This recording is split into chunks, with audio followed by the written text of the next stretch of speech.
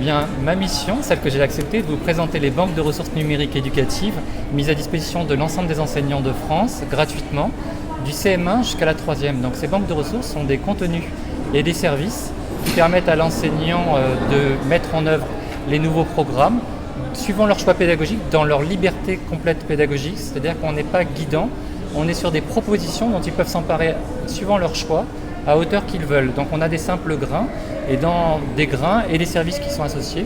Dans ces grains, vous avez des choses simples comme des vidéos, des textes, des exercices. On a aussi parfois des séances, des parcours. Et on a des services qui permettent de composer ce que choisira de faire l'enseignant suivant le profil de sa classe, donc suivant les besoins d'apprentissage de sa classe.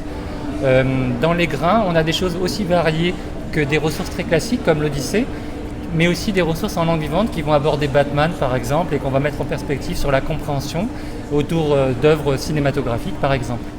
Donc on est sur des propositions très libres qu'on peut réagencer comme on l'entend, et du point de vue des élèves, on est sur des choses encore plus simples qui sont, suivant les choix de l'enseignant, comme je l'ai dit, d'apprendre avec les attraits du numérique. Donc sur l'attractivité par rapport au multimédia, le fait de pouvoir collaborer, travailler sur des temps longs d'apprentissage, gérer de la différenciation, avoir un statut de l'erreur qui permette de faire des essais, d'échouer parfois et d'apprendre ensuite en consolidant ces apprentissages au gré des pratiques, suivant les choix, je le redis parce que c'est très important, des enseignants. À la différence des manuels numériques ou à la différence des manuels, nous ne sommes pas sur une guidance linéaire, on est sur des propositions que l'enseignant peut reformater, reconstruire comme il le choisira.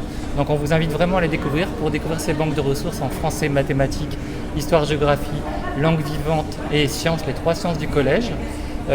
Vous avez juste besoin, pour commencer, de votre adresse académique pour vous inscrire. Et progressivement, vous pourrez découvrir l'ensemble de ces banques de ressources numériques dans vos ENT.